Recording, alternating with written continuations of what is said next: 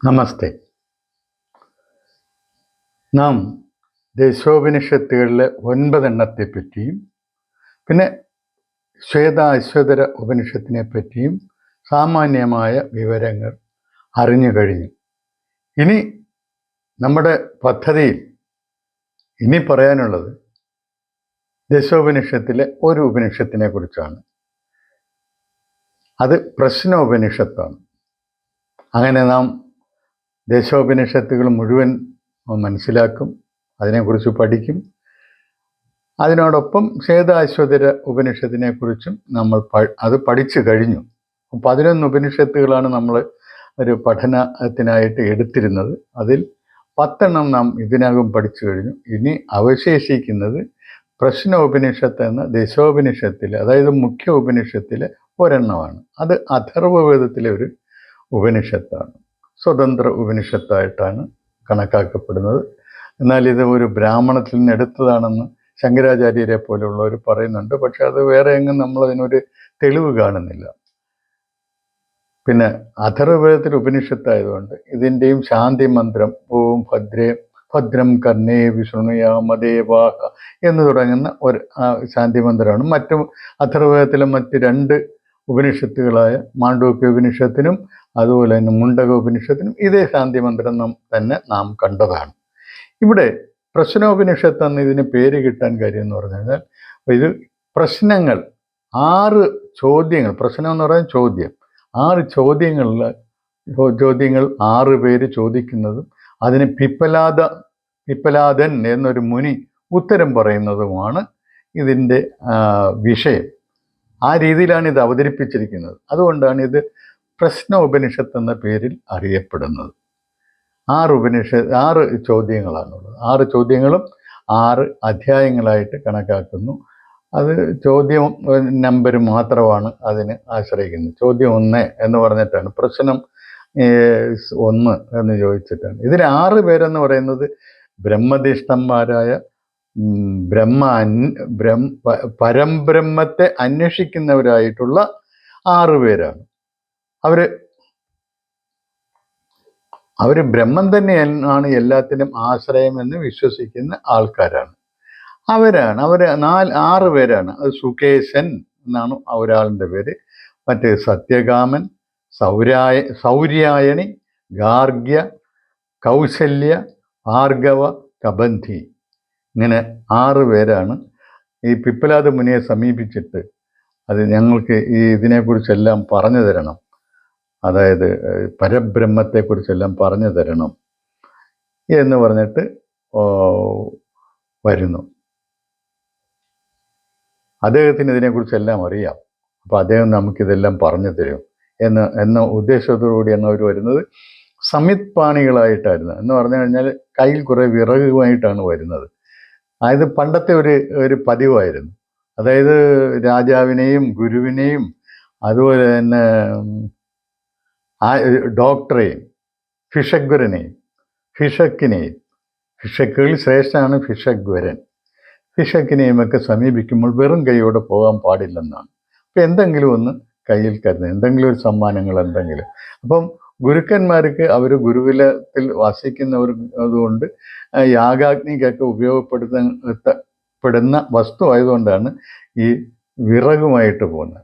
അതൊരു ഗുരുക്കന്മാർ സമീപിക്കും വിറകുമായി പോവുക എന്നുള്ള പണ്ടത്തെ ഒരു ശീലമാണ്, ഒരു പതിവാണ്. അങ്ങനെ അതനുസരിച്ച് ഈ 6 പേരും അങ്ങനെ സമിത്പാണികളായിട്ട് പിപ്പലാദിനെ സമീപിച്ച് തങ്ങളെ പഠിപ്പിക്കണമെന്ന് പറയുന്നു. അദ്ദേഹം പറയുന്നു, അദ്ദേഹത്തിന് അവരെ കണ്ടപ്പോൾ ഒന്നുകൂടെ ഇവരുടെ ആ യോഗ്യത ഒന്നുകൂടെ ഉറയ്ക്കാനുണ്ട്. അതായത് ഇന്ദ്രിയങ്ങളെയും മനസ്സിനെയും ഒക്കെ അടക്കി ബ്രഹ്മചര്യ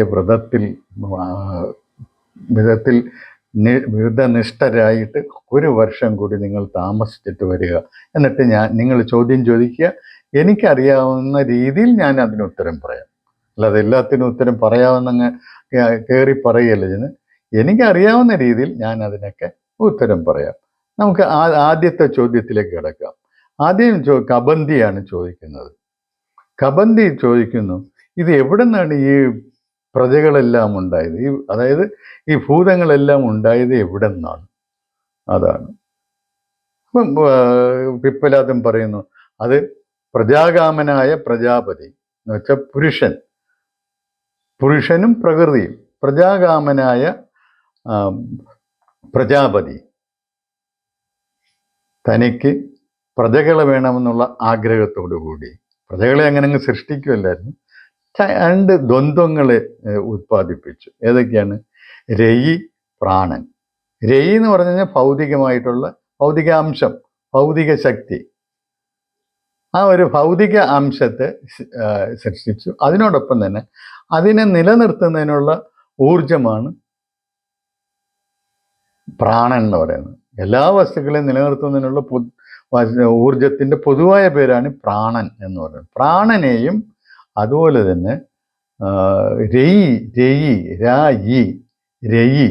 എന്ന് പറഞ്ഞാൽ ഭൗതിക ഊർജം എന്ന് നമുക്ക് പറയാം. ഇത് രണ്ടും അത് ഭൗതികമായിട്ടുള്ള ഒരു അംശവും അതുപോലെ തന്നെ അതിനെ സപ്പോർട്ട് ചെയ്യുന്ന, അതിനെ നിലനിർത്തുന്ന ഒരു ഊർജവും, അത് രണ്ടിനെയാണ് ഉൽപ്പാദിപ്പിച്ചിരിക്കുന്നത്. നമുക്കറിയാം നമ്മുടെ ഏത് ശരീരം, ഏത് വസ്തു എടുത്താലും അതിൽ ഭൗതികമായിട്ടൊരു അംശം കാണും. ആ ഭൗതിക അംശത്തെ അതേ നിലയിൽ നിലനിർത്തുന്നതിനുള്ള ഒരു ആന്തരികമായ ഊർജം കാണും. അത് ആത്മചൈതന്യമാണ് ഈ പ്രാണൻ എന്ന പേരിൽ ഈ വസ്തുക്കളിലേക്ക് വരുന്നത്. ഇപ്പം ഈ ഗീതയിൽ തന്നെ പറയുന്നുണ്ട്, അത് 13:26 എൻ്റെ ഓർമ്മ. യാവത് സഞ്ജായതേ കിഞ്ചിത് സത്വം സ്ഥാവര ജംഗമം ക്ഷേത്രജ്ഞ സംയോഗാ തദ്വിദ്ധി പരദർശഭ എന്ന് പറയുന്നുണ്ട്. അതായത് ഏതൊക്കെ ഈ ലോകത്ത് സ്ഥാവരമായിട്ടും ജംഗമമായിട്ടുള്ള എന്തെല്ലാം കാര്യങ്ങളുണ്ടോ അതെല്ലാം ഉണ്ടായത് ക്ഷേത്രവും ക്ഷേത്രജ്ഞനും തമ്മിൽ സംയോജിച്ചിട്ടാണ്. അവയുടെ സംയോഗം കൊണ്ടാണ്. ക്ഷേത്രം എന്ന് പറഞ്ഞു കഴിഞ്ഞാൽ ഈ രയി തന്നെ, അതായത് ഈ ഭൗതിക അംശം തന്നെ, എല്ലാ വസ്തുക്കളിലും എല്ലാ ജീവികളിലുമുള്ള ഭൗതിക അംശമാണ് രയി. പിന്നെ അതിനെയെല്ലാം സപ്പോർട്ട് ചെയ്യുന്ന ഒരു എനർജി, അതാണ് പ്രാണൻ. ഈ പ്രാണൻ വരുന്നത് ആത്മശക്തിയുടെ സ്വന്തമാണ്.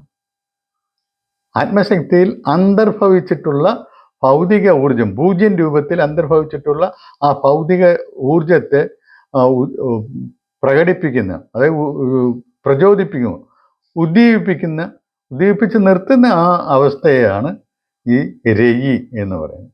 എന്നിട്ട് അത് ഞങ്ങൾ യോജിച്ചിട്ടാണ് ഈ പ്രപഞ്ചത്തിലുള്ള എല്ലാ വസ്തുക്കളും ഉണ്ടായിട്ടുള്ളത്. അതാണ് ഇവിടെ പറയുന്നത്. അത് തന്നെയാണ് നമ്മൾ പൊതുവിൽ ധരിച്ചിട്ടുള്ളതും. അത് ഇവിടെ ഒന്നുകൂടെ വ്യക്തമായിട്ട് രയി, പ്രാണൻ, അത് തന്നെയാണ് ക്ഷേത്രവും ക്ഷേത്രജ്ഞനും.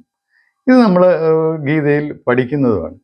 നമുക്ക് ഇതാണ് ഇതിനകത്ത് ഇനിയിപ്പം വെളിയിൽ, അതായത് ബാഹ്യപ്രപഞ്ചത്തിൽ ഈ രയിയും പ്രാണനും എങ്ങനെയാണ് പ്രവർത്തിക്കുന്നതെന്ന് കുറേ വിശദമായിട്ടുള്ള കാര്യങ്ങൾ ഇതിനകത്ത് പറയുന്നുണ്ട്.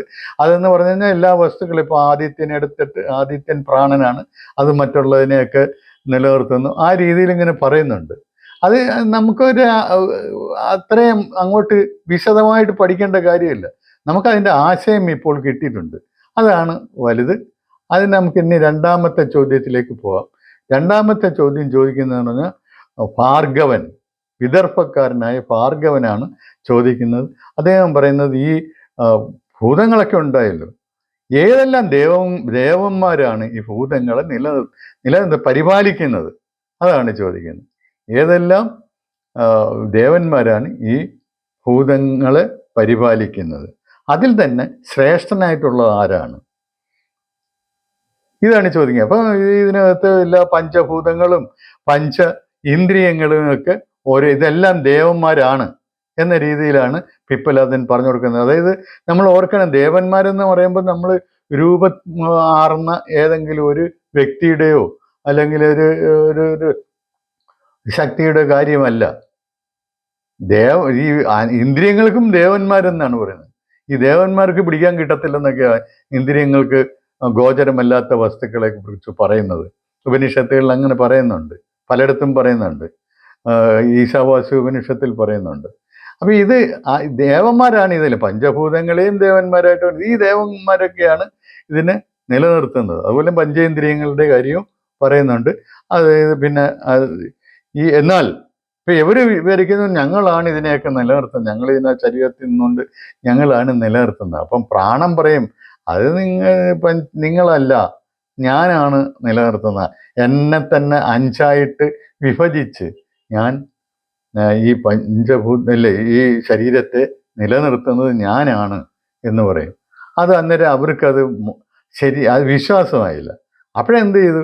പ്രാണൻ ഈ ശരീരത്തിൽ നിന്ന് വിട്ടുപോകാൻ തുടങ്ങുന്നു. അപ്പം മറ്റുള്ളവർക്കൊന്നും അതിൽ നിലനിൽക്കാൻ പറ്റാത്ത ഒരവസ്ഥ വരുന്നു, ദുർബലമായി പോകുന്നു.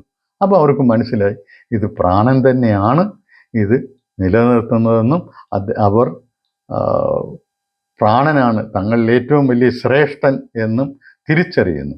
എന്നിട്ട് അവർ പ്രാണനെ പുകഴ്ത്തുന്നതായിട്ടാണ് ഈ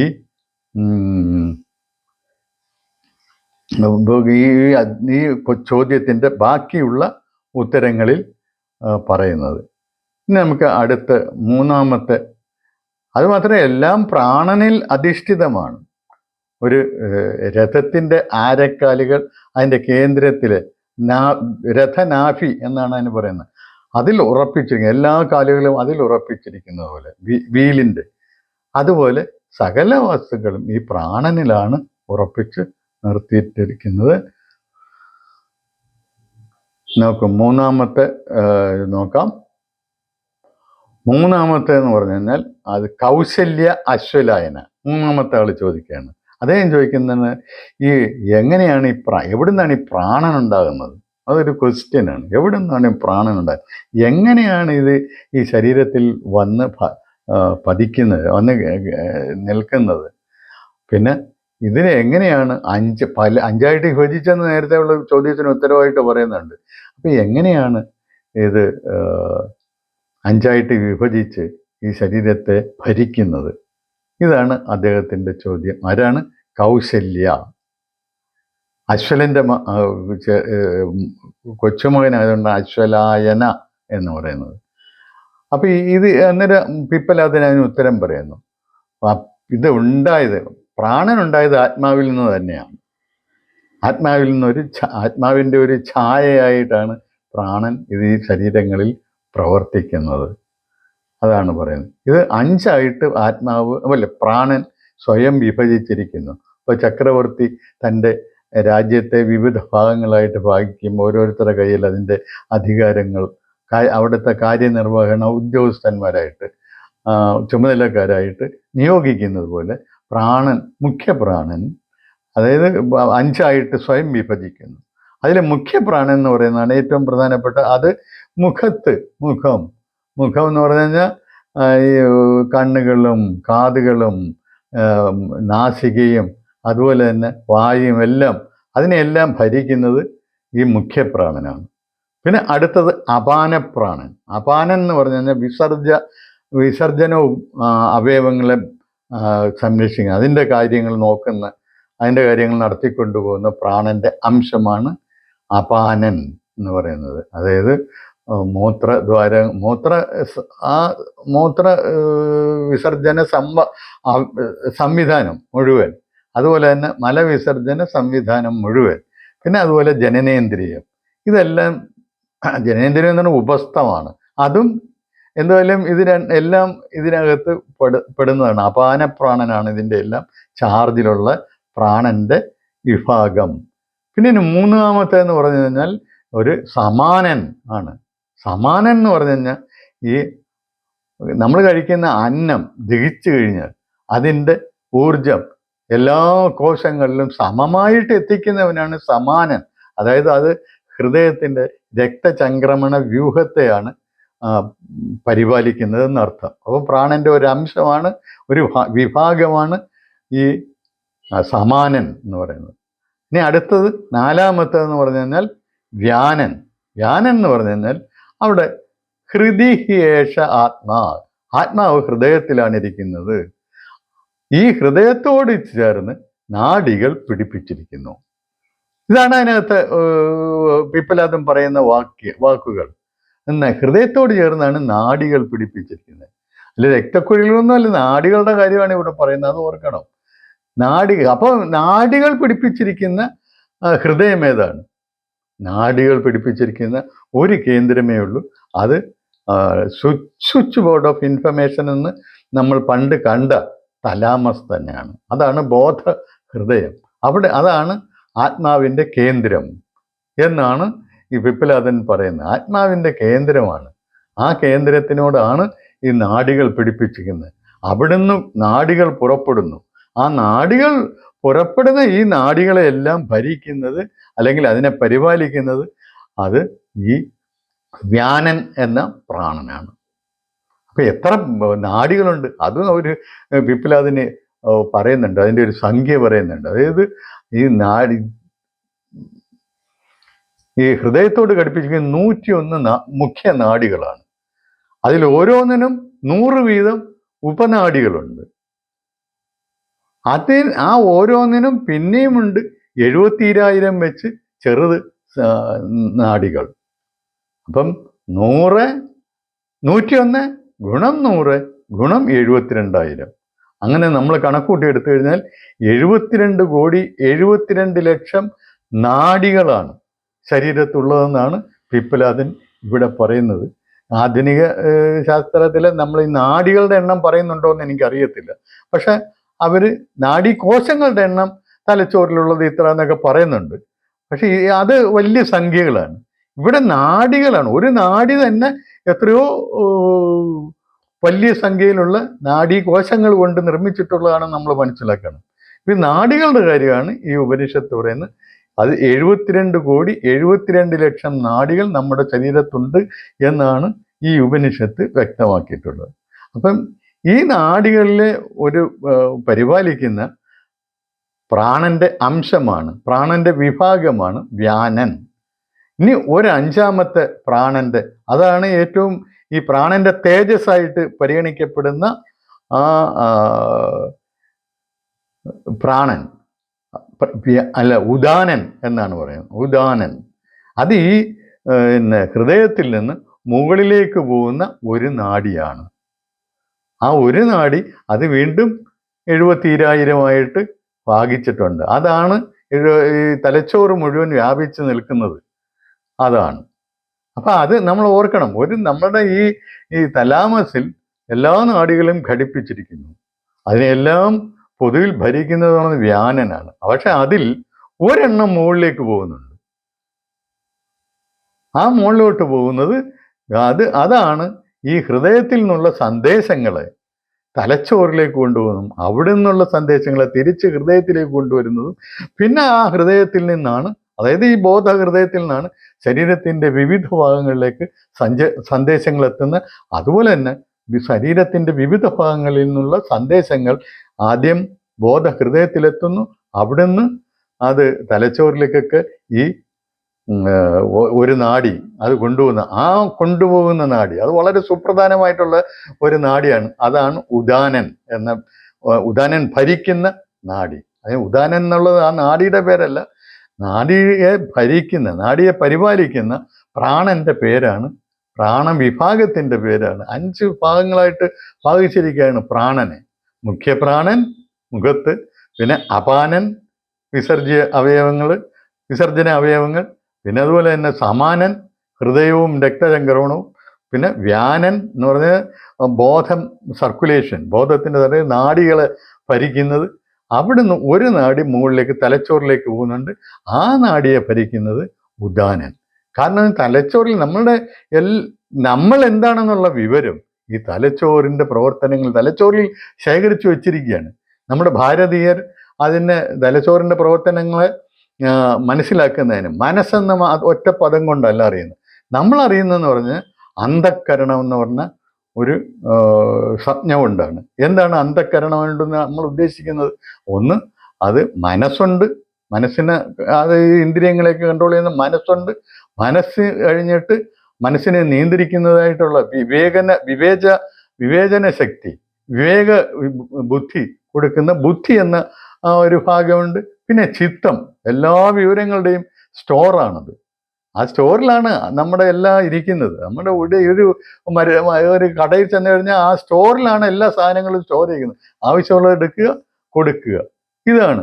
അപ്പോൾ സ്റ്റോറിലാണ് നമ്മളെക്കുറിച്ചുള്ള എല്ലാ ഇൻഫർമേഷനും. നമ്മളെക്കുറിച്ചെന്നുള്ളത് മാത്രമല്ല, നമ്മൾ നേടിയതും നമുക്ക് ഒറിജിനലായിട്ട് നമ്മുടെ ആദ്യ കോശത്തിൽ നിന്ന് ലഭിച്ചതും പിന്നെ അതിൽ മേൽ നമ്മൾ ബിൽഡപ്പ് ചെയ്തതുമായിട്ടുള്ള എല്ലാ വിവരങ്ങളും അതിലാണ് ഇരിക്കുന്നത്. നമ്മളെല്ലാത്തിനെയും തിരിച്ചറിയുന്ന അതിൽ നിന്നുള്ള വിവരങ്ങളുമായിട്ട് കമ്പയർ ചെയ്തതിന് ശേഷമാണ്. അതുകൊണ്ടാണ് കുട്ടികൾ പഠിച്ചു വരാനായിട്ട് വളരെ താമസം എടുക്കുന്നത് പറഞ്ഞാൽ അതിൽ ആദ്യ കോശത്തിൽ വളരെ കുറച്ച് വിവരങ്ങളേ ഉള്ളൂ. അത് അന്നം കഴിക്കുന്നതിനുള്ള വിവരങ്ങൾ, പിന്നെ അതെവിടെ കിട്ടുന്നു, അതിനോടുള്ള അടുപ്പം കാണിക്കുന്നതിനുള്ള അങ്ങനെയൊക്കെയുള്ള വിവരങ്ങളേ ഉള്ളൂ. പിന്നെ അതുപോലെ തന്നെ ഇത് ഈ ശരീരം, ഈ കോശം വളർന്ന് ഏതെല്ലാം രീതിയിൽ പോകണം, ഏതെല്ലാം രീതിയിൽ എത്രത്തോളം വളരണം എന്നൊക്കെ നിർണയിക്കുന്ന വിവരങ്ങളും അതിനകത്ത് അടങ്ങിയിട്ടുണ്ട്. പിന്നെ ഇതിന്മേൽ നമ്മളാണ് അറിവ് ബിൽഡപ്പ് ചെയ്യുന്നത്. നമ്മൾ ഈ പരിമിതമായ അറിവിനോട് കമ്പയർ ചെയ്തിട്ടാണ് നമ്മൾ ഓരോ അറിവും കിട്ടുന്നത്. അപ്പം പരിമിതമായ വിവരം മാത്രം ഉള്ളതുകൊണ്ട് അതുമായിട്ട് കമ്പയർ ചെയ്യാൻ പറ്റുന്ന വിവരങ്ങളെ ആദ്യം നമുക്ക് കിട്ടുന്നുള്ളൂ. അപ്പോൾ അങ്ങനെ ഈ കെട്ടിടം കെട്ടുന്ന പോലെ ഓരോ ഇഷ്ടികയായിട്ട് നമ്മൾ അടുക്കി വെച്ചാണ് അറിവിൻ്റെ മണിമന്ദിരങ്ങൾ പണിയുന്നത്. ഓരോ വിഷയത്തിനും ഓരോ മണിമന്ദിരങ്ങൾ. അത്ര ഭംഗിയായിട്ട് നമുക്ക് ഈ കാര്യങ്ങൾ നമുക്ക് മനസ്സിലാക്കാൻ പറ്റും. അപ്പോൾ മനസ്സ് ഈ പിന്നെ ഇന്ദ്രിയങ്ങളിൽ നിന്നുള്ള, ജ്ഞാനേന്ദ്രിയങ്ങളിൽ നിന്നുള്ള സിഗ്നലുകൾ സ്വീകരിക്കുന്നു. എന്നിട്ട് അതിന് തലച്ചോറിൽ നിന്നുള്ള വിവരങ്ങളെടുത്ത് അതുമായിട്ട് കമ്പയർ ചെയ്യുന്നു. ആ കമ്പാരിസണിലും വിവരങ്ങൾ എടുക്കുന്നതിലുമൊക്കെ നിയന്ത്രണം പാലിച്ചുകൊണ്ട് ബുദ്ധി പ്രവർത്തിക്കുന്നു. എന്നിട്ട് ഇതെല്ലാം കൂടെ ചേർത്ത് ഒരു തീരുമാനത്തിലെത്തുന്നു. അതും ബുദ്ധി ചെയ്യുന്ന ഒരു കാര്യമാണ്. ഇത് അവൻ തന്നെ അന്ന് നമ്മൾ അവിടെ വെച്ച് കണ്ട അയാൾ തന്നെ ഇത് എന്ന് വെച്ചാൽ അയാളെക്കുറിച്ചുള്ള പടം അവിടെ ഇരിപ്പുണ്ട്. അത് സ്റ്റോക്ക് എടുത്തിട്ട് കമ്പയർ ചെയ്തിട്ട് കണ്ടുപിടിക്കും. അപ്പോൾ അത് തീരുമാനം എടുക്കുന്നതെന്ന് പറഞ്ഞാൽ ബുദ്ധിയാണ്. ബുദ്ധി എന്നിട്ട് അഹങ്കാരത്തിന് കൊടുക്കും. 4 എണ്ണമാണ്: മനസ്സ്, ബുദ്ധി, ചിത്തം, അഹങ്കാരം. അഹങ്കാരം എന്ന് പറഞ്ഞാൽ ഞാനെന്ന ബോധം, അതാണ് അഹങ്കാരം. അപ്പൊ ആ അഹങ്കാരമാണ് ഇത്. എനിക്ക് മനസ്സിലായി എന്നുള്ള രീതിയിൽ വരുന്നത്. അപ്പൊ അറിയുന്നവൻ ആ അഹങ്കാരമാണ്. അഹങ്കാരം എന്ന് പറയുന്നത് ഭാഗമാണ്, നമ്മളിൽ തന്നെയുള്ള ആത്മചൈതന്യത്തിൻ്റെ ഒരു അംശമാണത്. അപ്പൊ അങ്ങനെ നമ്മളെല്ലാം ഓരോന്നും നമ്മൾ അറിയുന്നത് അങ്ങനെയാണ്. അപ്പൊ നമ്മുടെ ഈ മുകളിലേക്ക് പോകുന്ന നാടി ചെല്ലുന്നത് ഇങ്ങനെയുള്ള വിവര കേന്ദ്രങ്ങളിലേക്കാണ്. അത് നമ്മൾ മനസ്സിലാക്കും. അതാണ് ഇതിനുള്ള ഏറ്റവും വലിയ പ്രാധാന്യം, ഈ നാടിക്കുള്ള പ്രാധാന്യം. അപ്പൊ അതിനെ പരിപാലിക്കുന്ന പ്രാണനും വലിയ പ്രാധാന്യമുണ്ട്. അതുകൊണ്ടാണ് ഇത് പ്രാണന്റെ തേജസ് എന്ന് അറിയപ്പെടുന്നത്. അപ്പൊ അങ്ങനെ പഞ്ചപ്രാണനുകളാണ് നമുക്കുള്ളത്. പഞ്ചപ്രാണനുകൾ ഏതൊക്കെയാണ്? മുഖ്യപ്രാണൻ, അപാനൻ, സമാനൻ, വ്യാനൻ, ഉദാനൻ. അങ്ങനെ 5 പ്രാണനുകളായിട്ട് വിഭജിച്ച് ഇത് പ്രാണൻ നമ്മളെ സ്വയം നമ്മളെ സംരക്ഷിക്കുന്നു, നമ്മളെ സപ്പോർട്ട് ചെയ്യുന്നു, നമ്മളെ നിലനിർത്തുന്നു. അതാണ് ഇതിനകത്ത്. ഇനി ഇതിൽ തന്നെ ബാഹ്യ ലോകത്ത് എങ്ങനെയാണ് പ്രാണൻ പ്രവർത്തിക്കുന്നതൊക്കെ പറഞ്ഞിട്ടൊരു ചെറിയ വിവരണമാണ്. ഇത് പണ്ടത്തെ ഒരു രീതിയാണ്. അത് ഒന്നാമത് ഈ ബാഹ്യ ലോകത്ത് നിന്നാണ് നമ്മുടെ അറിവെല്ലാം ഉണ്ടായതെന്ന് നമ്മൾ പല ആവർത്തി കണ്ടതാണ്. അതായത് പിന്നെ ചാന്തോഗ്യോപനിഷത്ത് പറഞ്ഞിട്ടുണ്ട്, പ്രപഞ്ചത്തെ തപിപ്പിച്ചപ്പോൾ വേദങ്ങൾ കിട്ടി എന്നൊക്കെ പറഞ്ഞു. അപ്പൊ അറിവ് കിട്ടുന്നതെല്ലാം ഈ നമുക്ക് പ്രപഞ്ചത്തിൽ നിന്നാണ്. അപ്പൊ അതുപോലെ ഈ ബാഹ്യമായിട്ടുള്ള കാര്യങ്ങളുമായിട്ട് കമ്പയർ ചെയ്തിട്ട് നമ്മുടെ അറിവിനെ കുറച്ചുകൂടെ വിശദമായിട്ട് മനസ്സിലാക്കുക, ഇതൊരു രീതി പണ്ടുണ്ടായിരുന്നതാണ്. അപ്പൊ അങ്ങനെ ബാഹ്യലോകത്ത് പ്രാണൻ ഏതാണ്, അത് സൂര്യനാണെന്നൊക്കെ പറഞ്ഞിട്ടൊരു വിവരണമുണ്ട്. നമുക്ക് അത് അത്ര വലിയ കാര്യം അല്ല. ഇനി ഇതിനകത്ത് ഏറ്റവും പ്രധാനപ്പെട്ട ഒരു മന്ത്രം വരുന്നുണ്ട്. അത് വലിയൊരു ഡിക്ലറേഷനാണ്. പക്ഷെ പല ആചാര്യന്മാരും പല ഗുരുക്കന്മാരും ഇതിനെ ആ ഗൗരവത്തിൽ അതിനെ കണ്ടിട്ടില്ല.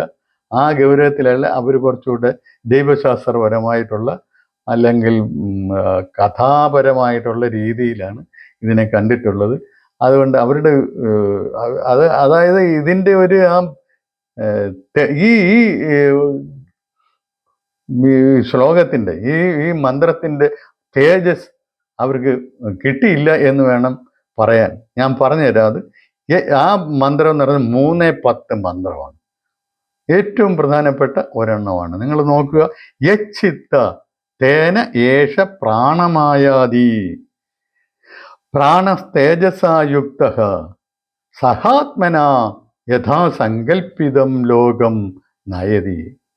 അതായത് ചിത്തത്തിൽ എന്താണോ ഉള്ളത് അതാദ്യം പ്രാണനിലാണ് നമ്മളെ ബാധിക്കുന്നത്. ആദ്യം നമ്മുടെ പ്രാണനെ ബാധിക്കുന്നത്. അപ്പൊ ഒരാളോട് ദേഷ്യമോ അല്ലെങ്കിൽ വലിയൊരു ആവേശമോ ഒക്കെ ഉണ്ടായിക്കഴിഞ്ഞാൽ നമ്മുടെ പ്രാണൻ, നമ്മൾ ശ്വാസോച്ഛ്വാസം നമുക്ക് ഉടനെ തന്നെ നമ്മുടെ ശ്വാസോച്ഛ്വാസത്തിൽ നമുക്കറിയാം. അല്ലെങ്കിൽ നമ്മൾ ബ്രത്ത് സ്തംഭിച്ചതുപോലെ നമ്മൾ നിന്ന് പോകും ഏതെങ്കിലും ഒരു ബീഭത്സമായ രംഗം കാണുമ്പോഴത്തേക്ക്. അത് നമ്മുടെ ചിത്തത്തിൽ എന്ത് ചെല്ലുന്നു അല്ലെങ്കിൽ അവിടെ എന്തിരിക്കുന്നു ആ ഇതിന് ആയിട്ട് നമ്മൾ ആദ്യം പ്രാണന്റെ തേജസ്സായിട്ടുള്ള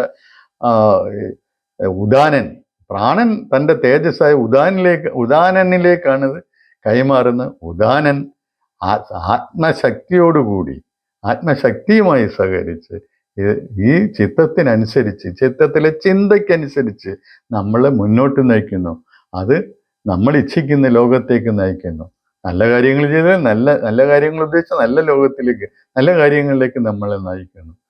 ഇതെങ്ങനെ സംഭവിക്കുന്നു? അത് നമ്മൾ കാര്യം മനസ്സിലാക്കണം. ഇതെങ്ങനെ സംഭവിക്കുന്നു? നമ്മളിപ്പോൾ നമ്മുടെ ചിത്തത്തിൽ ചിത്തത്തിൽ എന്ന് പറഞ്ഞ വിവരങ്ങളുടെ സ്റ്റോർ ഹൗസാണ്. അത് നമ്മൾ ഓർക്കണം. നമ്മൾ ഇങ്ങനെ വിചാരിക്കുകയാണ്, ഒരു ലക്ഷ്യത്തെക്കുറിച്ച് നമ്മൾ വിചാരിക്കുന്നു, ആ ലക്ഷ്യം നേടണം എന്നുള്ള അതിങ്ങനെ ആവർത്തിച്ച് നമ്മൾ ചിന്തിച്ച് നമ്മുടെ ഉറപ്പിക്കുന്നു. നമ്മൾ മനസ്സിൽ ഉറപ്പിക്കുക എന്നാണ് പറയുന്നത്. പക്ഷെ അത് ചെന്ന് ഉറയ്ക്കുന്നത് എവിടെയാണ്? നമ്മുടെ ചിത്തത്തിലാണ്. എന്നിട്ട് ആ ചിത്തമാണ് നമ്മളുടെ പിന്നെ ബാക്കിയുള്ള കാര്യങ്ങളെല്ലാം നിയന്ത്രിക്കുന്നത്. നമ്മുടെ ഇന്ദ്രിയങ്ങളെയും നമ്മുടെ കർമ്മേന്ദ്രിയങ്ങളെയും ഒക്കെ ചലിപ്പിക്കുന്നത് ആ ചിത്തത്തിലെ വിവരങ്ങൾക്ക് അനുസൃതമായ രീതിയിലാണ്. അതാണ്. അപ്പം നമ്മൾ അറിയാതെ തന്നെ നമ്മൾ ആ ലക്ഷ്യത്തിലേക്ക് പൊയ്ക്കൊണ്ടിരിക്കുന്നു. നമ്മൾ ശേഖരിക്കുന്ന വിവരങ്ങൾ, നമ്മളുടെ മുന്നിൽ വരുന്ന വിവരങ്ങൾ പോലും ചിലപ്പോൾ ആ ലക്ഷ്യത്തിലേക്ക് പോകുന്നതിന് അനുസൃതമായിട്ടായിരിക്കും. നമ്മൾ മുന്നിൽ കാണുന്ന എല്ലാ വിവരങ്ങളിൽ നമ്മൾ ആ ലക്ഷ്യത്തിലേക്കുള്ള വഴിയാണ് കാണുന്നത്. ഭദ്രം കർണേഭി ശൃണുയാമ ദേവാഹ എന്ന് പറയുന്ന പോലെ ഭദ്രം ആയിട്ടുള്ളത് കാണും. നമ്മുടെ ലക്ഷ്യത്തിന് ഉതകുന്ന രീതിയിലുള്ള കാര്യങ്ങളായിരിക്കും നമ്മൾ കാണുന്നത്. അതായത് ഒരു ഉദാഹരണം പറയാനാണെങ്കിൽ നമുക്കിപ്പം പിന്നെ ഒരു പരീക്ഷ പാസ്സാകണം. അപ്പോൾ ആ പരീക്ഷ പാസ്സാകുന്നതിനുള്ള ആ ചോദ്യങ്ങൾക്ക് ഉള്ള ഉത്തരങ്ങൾ, ചോദ്യങ്ങൾ ഏതെല്ലാം രീതിയിൽ വരാം, ചോദ്യങ്ങൾക്കുള്ള ഉത്തരങ്ങൾ ഏതൊക്കെയാണ്, ഈ രീതിയിലുള്ള അന്വേഷണമാണ് പിന്നെ നമ്മുടെ ബുദ്ധിയിൽ ചിത്തത്തിൽ നിന്ന് ഇങ്ങോട്ട് കമ്മ്യൂണിക്കേറ്റ് ചെയ്യണം. മനസ്സിലേക്ക് പറയും, നീ അത് നോക്ക്, ഇത് നോക്ക്, അവിടെ പോയി നോക്ക് എന്നൊക്കെ വരികയാണ്. ഈ വിവരങ്ങൾ ഇത് നമ്മൾ മനസ്സിൽ സ്റ്റോർ ചെയ്ത് വെച്ചിരിക്കുകയാണ്. ഇത് വേണം എന്നുള്ള ആ ചിത്തത്തിലെ ആ ഇച്ഛ, അതാണ് പിന്നെ നമ്മുടെ മനസ്സിനെയും ഇന്ദ്രിയങ്ങളെയും എല്ലാം പ്രവർത്തിപ്പിക്കുന്നത്. നമ്മൾ അത് ലഭ്യമായ സ്ഥലത്ത് പോവും, നമ്മളതൊക്കെ പഠിക്കും, നമ്മൾ പരീക്ഷ പാസ്സാകും. അതുപോലെ തന്നെ നമ്മുടെ നിത്യജീവിതത്തിൽ നമ്മൾ അനുഭവിക്കും. നമ്മൾ വണ്ടി ഡ്രൈവ് ചെയ്യുന്നു. ആദ്യമൊക്കെ നമുക്ക് ആദ്യം കൂടെ പിന്നെ ഓൺ ചെയ്, എന്നിട്ട് ആക്സിലറേഷൻ കോഡ്, ക്ലച്ച് ന്യൂട്രലാക്ക്, ഗിയർ ന്യൂട്രലാക്ക്, ക്ലച്ച് പിടിക്ക്, ഗിയർ ന്യൂട്രലാക്ക്, എന്നിട്ട് പിന്നെ ആക്സിലറേഷൻ കൊടുക്ക്, വണ്ടി പതുക്കെ പോയിട്ട്, അങ്ങനെ നമ്മുടെ കൈയും കാലും എല്ലാം നമ്മൾ ബോധപൂർവം നിയന്ത്രിക്കണം. ഇത് പതുക്കെ നമ്മുടെ ചിത്തത്തിൽ പോയി പതിയും. അത് അവിടെ ഇരിക്കുകയാണ്. പിന്നെ നമ്മൾ അറിയാതെ തന്നെ ഈ ചിത്തത്തിലുള്ള വിവരങ്ങൾ ബാക്കിയുള്ള എല്ലാം ചെയ്യും. നമ്മുടെ കൈകാലുകളെയും നമ്മുടെ കണ്ണിനെയും ഇന്ദ്രിയങ്ങളെയും എല്ലാം ചലിപ്പിച്ചോളും. നമ്മളറിയാതെ തന്നെ വണ്ടി പോയിക്കൊണ്ടിരിക്കും.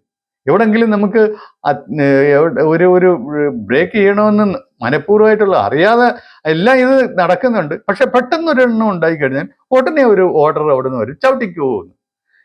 അന്നേരം മാത്രമേ ഇതിനകത്തിരി ഇടപെടലുണ്ടാകുന്നു. അല്ലെങ്കിൽ സ്വാഭാവികമായിട്ട് ഇതെല്ലാം സംഭവിക്കും. ഇതുപോലെ തന്നെ നമുക്കൊരാളോട് സ്നേഹം തോന്നുമ്പോഴും വേറെ ഒരാളോട് വെറുപ്പ് തോന്നുമ്പോഴും എല്ലാം നമ്മളുടെ മനസ്സിലേക്ക് ചിത്തത്തിൽ നിന്ന് കമ്മ്യൂണിക്കേറ്റ് ചെയ്യുന്ന വിവരങ്ങൾ അതിനനുരൂപമായിരിക്കും. വെറുപ്പ് തോന്നുന്നവനെ കണ്ടു കഴിഞ്ഞാൽ ആ വെറുപ്പിന്റെ കാര്യങ്ങൾ നമ്മുടെ മനസ്സിൽ നമ്മുടെ ചിത്തത്തിൽ സ്റ്റോർ ചെയ്തിരിക്കുന്നതായിരിക്കും നമ്മുടെ മനസ്സിലേക്ക് കൊടുക്കുന്നത്. അപ്പോൾ ആ വെറുപ്പ് ഒന്നുകൂടെ കൂടിക്കൊണ്ടേയിരിക്കും. അതുകൊണ്ടാണ് ആരെയും വെറുക്കരുത്, എല്ലാവരെയും സ്നേഹിക്കുക എന്ന് പറഞ്ഞാൽ അതായിരിക്കണം നമ്മുടെ ചിത്തത്തിൽ പോയി സ്റ്റോർ ചെയ്യേണ്ടത്. അപ്പം നമ്മൾ എന്ത് പഠിക്കുന്നു, എന്ത് മനസ്സിൽ ഉറപ്പിച്ചു വെക്കുന്നു, അതാണ് നമ്മളെ ഭാവിയിൽ നയിക്കുന്നത്, നമ്മളെ നിത്യജീവിതത്തിൽ നയിച്ചുകൊണ്ടിരിക്കുന്നത്. അതുകൊണ്ട് വളരെ ശ്രദ്ധിക്കണം. സ്വയം നന്നാക്കുന്നതെന്ന് പറഞ്ഞാൽ അങ്ങനെയാണ്. പതുക്കെ പതുക്കെ നമ്മൾ ചിത്തത്തിൽ നല്ല കാര്യങ്ങൾ നിറയ്ക്കുക, അല്ലെങ്കിൽ നമുക്ക് ആവശ്യമുള്ള കാര്യങ്ങൾ നിറയ്ക്കുക. അതിനനുസരിച്ച് നമ്മൾ സ്വയം മുന്നോട്ട് അത് നയിച്ചുകൊണ്ടേയിരിക്കും. യച്ചിത്ത, എങ്ങനെയാണ് ചിത്തം? തേന ഏഷ പ്രാണമായാതി, പ്രാണത്തിൽ വരുന്നു. പ്രാണസ്തേജസായുക്തക, തേജസ് എന്ന് പറയുന്നത് ഉദാനൻ. സഹാത്മന, ആത്മാവിനോടുകൂടി. യഥാ സങ്കല്പിതം ലോകം നയതി, സങ്കല്പിക്കപ്പെട്ട ലോകം എങ്ങനെയാണോ അതിലേക്കാണ് നയിക്കുന്നത്. അപ്പം അങ്ങനെ മൂന്നാമത്തെ ചോദ്യം കഴിഞ്ഞു. നാലാമത്തത് സൗര്യായണി. സൗര്യായണി എന്ന ആളാണ് ചോദിക്കുന്നത്. അദ്ദേഹം ചോദിക്കുന്നത് പറഞ്ഞാൽ നമ്മൾ ഈ ശരീരത്തിൽ നമ്മൾ 3 കാര്യം: ഉറക്കമുണ്ട്, സ്വപ്നമുണ്ട്, അതുപോലെ തന്നെ ജാഗ്രതയായിട്ടിരിക്കുന്നുണ്ട്. ഈ ശരീരത്തിൽ ഉണർന്നിരിക്കുന്നത് ആരാണ്? ഏത് ദേവനാണ്? അതുപോലെ തന്നെ ഉറങ്ങുന്നത് ആരാണ്? അതുപോലെ സ്വപ്നം എങ്ങനെയാണ് കാണുന്നത്? ഇത് നമ്മൾ മാണ്ഡുക്യ ഉപനിഷത്തിൽ പഠിച്ചതാണ്. എന്നാൽ ഇതിനകത്ത് വ്യത്യസ്തമായ ഒരു രീതിയിൽ പറയുന്നുണ്ട്. അതായത് നമ്മൾ ജാഗ്രത അവസ്ഥ എന്ന് പറഞ്ഞാൽ ജാഗ്രതയായിട്ട് എപ്പോഴും ഇരിക്കുന്ന ഒരാളെ ഉണ്ട്, പ്രാണനാണ് ഇരിക്കുന്നതെന്ന് പറയുന്നുണ്ട്. ഇനി അടുത്തത് നമ്മൾ ഈ സ്വപ്നാവസ്ഥയിലേക്ക് പോകുമ്പോഴെന്താണ്? മനസ്സ് ഈ ഇന്ദ്രിയങ്ങളെല്ലാം മനസ്സിൽ ഏകീഭവിപ്പിക്കും. അപ്പം ഇന്ദ്രിയങ്ങളൊന്നും സ്വന്തമായി പ്രവർത്തിക്കുന്നില്ല. നേരത്തെ പ്രവർത്തിച്ച കാര്യങ്ങൾ തന്നെ, എടുത്ത കാര്യങ്ങൾ തന്നെ ഇവിടെ മനസ്സിൻ്റെ കയ്യിലിരിപ്പുണ്ട്. മനസ്സ് ഇവിടുന്ന് ശേഖരിച്ച് വെച്ചിട്ടുണ്ട്, അത് ചിത്തത്തിലേക്ക് പോയിട്ടുമുണ്ട്. അപ്പോൾ മനസ്സ് മാത്രം, ഇന്ദ്രിയങ്ങൾ ഉണർന്നിരിക്കുന്നില്ല. അതെല്ലാം ഉണർന്നിരിക്കുന്നതോടല്ല, അതെല്ലാം മനസ്സിൽ ഏകീഭവിപ്പിച്ചു. മനസ്സാണ് ഇന്ദ്രിയങ്ങളിൽ നിന്നുള്ള സിഗ്നലുകൾ സ്വീകരിക്കുന്നത്. അപ്പോൾ മനസ്സാണ് ആ ജോലികളെല്ലാം ഏറ്റെടുത്ത് വെച്ചിരിക്കുന്നത്. എന്നിട്ട് എന്താ ചെയ്യുക? സ്വപ്നത്തിൽ എന്ന് പറഞ്ഞാൽ ഇത് മുമ്പ് ഏറ്റവും അടുത്ത് കണ്ടതായിരിക്കും ഈ ചിത്തത്തിൽ പോയിട്ടുള്ള പുറമേ കാണുന്ന ഇൻഫർമേഷൻ എന്ന് പറയുന്നത്. അതെടുക്കും. ഈ മനസ്സിനുള്ള ഒരു പ്രത്യേകത എന്ന് പറഞ്ഞാൽ മനസ്സ്, അതായത് അന്ധക്കരണങ്ങളിൽ ഒന്ന് മനസ്സ്, ബുദ്ധി, ചിത്തം, അഹങ്കാരം. ഇതിൽ മനസ്സെന്ന് പറയുന്നത് ഈ ഇന്ദ്രിയങ്ങളുമായിട്ട് കണക്ട് ചെയ്യുന്നതാണ്. അതിൽ നിന്നുള്ള സിഗ്നൽ സ്വീകരിച്ച് ബുദ്ധിയുടെ സഹായത്തോടുകൂടി പിന്നെ ചിത്തത്തിലുള്ള വിവരങ്ങൾ ശേഖരിച്ച് അതുമായിട്ട് കമ്പയർ ചെയ്താണ് നമ്മൾ അറിയുന്നതെന്നാണ് ഞാൻ പറഞ്ഞത്. അങ്ങനെ വരുമ്പോൾ ഈ ഇന്ദ്രിയങ്ങൾ ഈ മനസ്സിൽ ഏകീഭവിക്കുമ്പോൾ ഇന്ദ്രിയങ്ങൾ ഷട്ട് ഡൗൺ ചെയ്യുമ്പോഴെന്താണ് ഈ മനസ്സെപ്പോഴും അത് ഒരു വാളണ്ടറി ആയിട്ട് പ്രവർത്തിക്കുന്നില്ല. ഇൻവോളണ്ടറി, അത് തോന്നിയതുപോലെ. അത് നമ്മുടെ കൺട്രോൾ വേണമെന്നില്ല. അതിന് നമ്മൾ വിചാരിക്കാത്ത കാര്യങ്ങൾ അത് അവിടെ പോവും. അവിടെ നിന്നുള്ള വിവരങ്ങൾ അത് കാണാനായിട്ട് ഇന്ദ്രിയങ്ങളോട് പറയും. അപ്പൊ ഇതെല്ലാം ഇന്ദ്രിയങ്ങൾ അടഞ്ഞു കഴിഞ്ഞാൽ ചിത്തത്തിൽ നിന്ന് ഇങ്ങനെ ഓരോ വിവരങ്ങൾ എടുത്തുകൊണ്ടിരിക്കും. എന്ന് പറഞ്ഞാൽ നമ്മളിപ്പം കണ്ടത്, അവസാനം കണ്ടത്, കേട്ടത്, അതിനു മുമ്പ് കണ്ടത്, കേൾക്കാത്തതും കാണാത്തതും ഇനി ഇതുവരെ ഇല്ലാത്ത കാര്യങ്ങളും എല്ലാം ഇത് ആശയങ്ങൾ ഉണ്ടായിക്കൊണ്ടിരിക്കും മനസ്സിലെ, ചിത്തത്തിലെ വിവരങ്ങൾ ഉപയോഗിച്ച് ഇത് പല പല ആശയങ്ങൾ ഉണ്ടാക്കിക്കൊണ്ടിരിക്കും. ഒരു വിവരം ഇപ്പം പാമ്പിനെ കുറിച്ചുള്ള വിവരം കിട്ടുന്നു, പാമ്പ് കടിക്കുമെന്നുള്ള വേറൊരു വിവരമുണ്ട്. അവ രണ്ടും കൂടെ നമ്മളെ പാമ്പ് കടിക്കാൻ വരുന്നു എന്നുള്ള വിവരമാക്കും. അപ്പം അങ്ങനെയാണ് സ്വപ്നങ്ങളാണ്. അത് മനസ്സിൻ്റെ വേലയാണ്. ഇന്ദ്രിയങ്ങൾ ഷട്ട് ഡൗൺ ചെയ്തിരിക്കുന്നു. ബാക്കി മനസ്സ് ചിത്തത്തിൽ നിന്നുള്ള വിവരങ്ങൾ എടുത്തിട്ട് അത് രൂപങ്ങൾ ഉണ്ടാക്കിക്കൊണ്ടിരിക്കുകയാണ്, അത് തോന്നലുകൾ ഉണ്ടാക്കിക്കൊണ്ടിരിക്കുകയാണ്. അങ്ങനെയാണ് നമ്മൾ സ്വപ്നം കാണുന്നത്. ഇനി ഈ മനസ്സും ആത്മശക്തിയിൽ പോയി ലയിക്കുമ്പോൾ നമ്മൾ സുഷുപ്തിയിലേക്ക് പോകുന്നു. ഇതാണ് ഇതിനെക്കുറിച്ച് പ്രശ്നോപനിഷത്തിൽ പിപ്പലാദ മുനി പറയുന്നത്. അപ്പോൾ നമ്മൾ ഈ ആദ്യം ഇന്ദ്രിയങ്ങൾ ഷട്ട് ഡൗൺ ചെയ്യുന്നു, അന്നേരം സ്വപ്നാവസ്ഥയിലേക്ക് പോകുന്നു. ഇനി സ്വപ്നാവസ്ഥയിൽ നിന്ന് ഈ മനസ്സും ആത്മശക്തിയിൽ വിലയം കൊള്ളുമ്പോൾ നമ്മൾ യാതൊന്നും പറയുന്ന ബോധം വെച്ചുള്ള കാര്യങ്ങൾ മാത്രമേ നമ്മൾ അറിയുന്നുള്ളൂ. അത് സുഖമാണ്, ആനന്ദമാണ്. ആണ് നമ്മളപ്പോൾ അനുഭവിക്കുന്നത്. അതാണ് നമ്മൾ സുഷുപ്താവസ്ഥയിൽ എന്ത് സംഭവിക്കുന്നു എന്നുള്ളതിനെക്കുറിച്ച് മാണ്ഡുക്യ ഉപനിഷത്തിൽ പഠിച്ചത്. അത് തന്നെയാണ് ഇവിടെയും ആവർത്തിക്കുമ്പോൾ വേറൊരു രീതിയിൽ പറയുന്നു എന്നുള്ളതേ ഉള്ളൂ. അപ്പോൾ നാലാമത്തെ ഇത് കഴിഞ്ഞു. ഇനി അടുത്തത് നമ്മൾ 5-ാം അധ്യായത്തിലേക്ക് പോവുകയാണ്. 5-ാം അധ്യായത്തിൽ എന്ന് പറയുന്നത് ശൈബ്യൻ ആണ് ചോദ്യം ചോദിക്കുന്നത്. ശൈബ്യൻ എന്ന്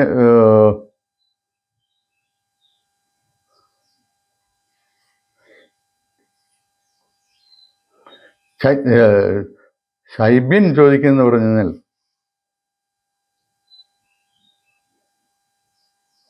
ഓങ്കാരത്തെക്കുറിച്ചാണിത്. ഓങ്കാരത്തെ ജീവിതം മുഴുവൻ ഇങ്ങനെ ധ്യാനിച്ചുകൊണ്ടിരുന്നില്ല.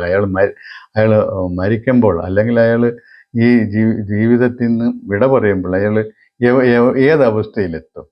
അപ്പം അത് നമുക്ക് അത്ര വലിയ താല്പര്യമുള്ള ഒരു കാര്യമില്ല. ഓങ്കാരത്തെക്കുറിച്ച് നമുക്കറിയാം 3 ശബ്ദങ്ങൾ ചേർന്നാണ്, ആ ഓ മ് എന്നുള്ള 3 അക്ഷരങ്ങൾ ശബ്ദങ്ങൾ ചേർന്നതാണ് ഓംകാരം.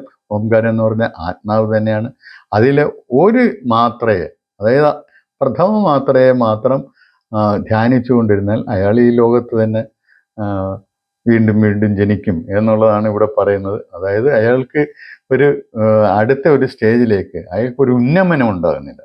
അയാൾ ഈ ഭൗതിക ഭോഗസുഖങ്ങളിൽ വ്യാപൃതനായി ഇവിടെ തന്നെ ഇടയും. ഇനി അടുത്തത് ആയും ഊവാണെങ്കിൽ അയാൾ കുറച്ചുകൂടി ഉയർന്ന ഒരു തലത്തിലേക്ക് തന്നെ ഉന്നമിപ്പിക്കും. ഇനി ഓംകാരം എന്നുള്ള ചേർത്ത് കഴിഞ്ഞാൽ അയാൾ ആത്മശക്തിയിൽ വിലയം പ്രാപിക്കുന്ന രീതിയിൽ അയാൾ സ്വയം ഉന്നമിപ്പിക്കും. ഇതാണ് ഈ ശൈബ്യൻ്റെ ചോദ്യത്തിന് പിപ്പലാദൻ നൽകുന്ന ഉത്തരത്തിൻ്റെ സംക്ഷിപ്തം. ഇനി 6-ാമത്തെ ചോദ്യം ചോദിക്കുന്നത് സുകേശൻ എന്ന ആളാണ്. ഭരദ്വാജന്റെ വംശത്തിൽപ്പെട്ട ആളാണ് സുകേശൻ. സുകേശൻ ചോദിക്കുന്ന ഈ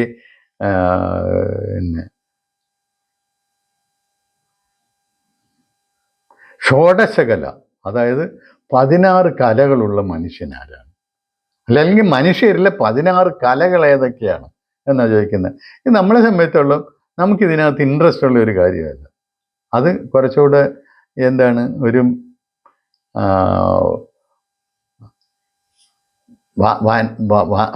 വാനപ്രസ്ഥത്തിന് പോയിരിക്കുന്ന ആളുകളെ സംബന്ധിച്ചുള്ളതായിരിക്കും. ആരണ്യങ്ങളിൽ വരേണ്ട ഒരു കാര്യമാണിത്.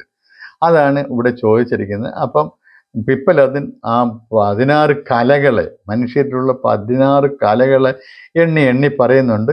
ഇതെല്ലാം കൂടെ ഇതെല്ലാം ഉണ്ടാകുന്നത് ആത്മശക്തിയിൽ നിന്നാണ്. അതായത് ഇതെല്ലാം കൂടെ ചേർന്ന് കഴിഞ്ഞാൽ ഇതിനെ പ്രത്യേകം ഒന്നും തിരിച്ചറിയാൻ പറ്റത്തില്ല. അതിനും ഒരു ഉദാഹരണം ഇവിടെ പറയുന്നുണ്ട്. സ്ഥിരം ഒരു ഉദാഹരണമാണ്, നദികൾ സമുദ്രത്തിലെത്തിക്കഴിഞ്ഞാൽ ഇന്ന നദി എന്ന് നമുക്ക് തിരിച്ചറിയാൻ പറ്റത്തില്ല. അതുപോലെ ഈ ഷോഡശകലം പ്രാണൻ, ശ്രദ്ധ, പിന്നെ ഈ പഞ്ചഭൂതങ്ങൾ, അങ്ങനെയുള്ള മനസ്സ്, അതുപോലെ തന്നെ അന്നം, തപസ്, മന്ത്രങ്ങൾ, കർമ്മം, ലോക, പിന്നെ നാമം, പേര്, അങ്ങനെയുള്ള ഒരു 16 ലിസ്റ്റ് ഔട്ട് ചെയ്ത് കാണിക്കുന്നുണ്ട്. ഇതിൽ നമുക്ക് തത്വജ്ഞാനത്തിന് നമുക്ക് അത്ര വലിയ പ്രാധാന്യം കൊടുക്കേണ്ട കാര്യമില്ല. അതുകൊണ്ട് നമ്മൾ അത് ഉപയോഗിക്കുന്നു. അപ്പോൾ ഇതിനകത്ത് പ്രധാനപ്പെട്ട 4 ചോദ്യങ്ങളാണ്. 6 ചോദ്യങ്ങളുണ്ടെങ്കിലും 4 ചോദ്യങ്ങളാണ് ഏറ്റവും പ്രധാനപ്പെട്ടുള്ളത്. അതിൽ തന്നെ 3-ാമത്തെ ചോദ്യം, അതിൽ തന്നെ 3-10 മന്ത്രമാണ് ഏറ്റവും പ്രധാനമായിട്ട് ഞാൻ ചൂണ്ടിക്കാണിക്കുന്നത്. അപ്പോൾ എല്ലാവർക്കും ഈ പ്രശ്നോപനിഷത്തെക്കുറിച്ച് സാമാന്യമായ ഒരു വിവരം കിട്ടി എന്ന് വിശ്വസിക്കുന്നു. ഇനി നിങ്ങൾക്ക് ഇതിനേക്കാൾ വിശദമായിട്ട് അറിയണമെന്നുണ്ട് ആർക്കെങ്കിലും തോന്നുന്നുണ്ടെങ്കിൽ അവർക്ക് ഇതിനെപ്പറ്റിയുള്ള ഒരു പുസ്തകം ഞാൻ പ്രസിദ്ധീകരിച്ചിട്ടുണ്ട്. അത് വാങ്ങിച്ച് വായിക്കാം. മലയാളത്തിലുള്ളതുണ്ട്, ഇംഗ്ലീഷുള്ളതുണ്ട്. അത് പക്ഷേ ബുക്കായിട്ട് കിട്ടും. അത് ആമസോൺ ബുക്സിൽ കിട്ടും. ഇതും ആമസോൺ ബുക്സിൽ കിട്ടും. അത് പക്ഷേ പ്രിന്റഡ് ബുക്കാണ്, മലയാളത്തിലുള്ളത്. അതിൻ്റെ ലിങ്ക് ഞാൻ ഇതിൻ്റെ അടിയിൽ എന്ന് പറഞ്ഞു കഴിഞ്ഞാൽ ഈ കമൻറ്റ് ബോക്സിൽ പോസ്റ്റ് ചെയ്തേക്കാം. എല്ലാവർക്കും ഇതുപോലെ. അപ്പം നമ്മൾ 11 ഉപനിഷത്തുകളും കണ്ടു കഴിഞ്ഞു. നമുക്ക് അതിനെക്കുറിച്ച് സാമാന്യ വിവരം നമുക്ക് ലഭിച്ചു കഴിഞ്ഞു. അപ്പം ഇത് എല്ലാ ഹിന്ദുക്കളും, എല്ലാ ഭാരതീയ ആത്മീയതയെ സ്നേഹിക്കുന്ന, അല്ലെങ്കിൽ അറിയണമെന്ന് ആഗ്രഹിക്കുന്ന എല്ലാവരും ഇത് മനസ്സിലാക്കിയിരിക്കണം. അതായത് ഭാരതീയ ആത്മീയതയുടെ അടിസ്ഥാനമാണ് ഈ ദശോപനിഷത്തുകളും അതുപോലെ തന്നെ ശ്വേതാശ്വതര ഉപനിഷത്തും ചേർന്ന ആ കോർപ്പസ്,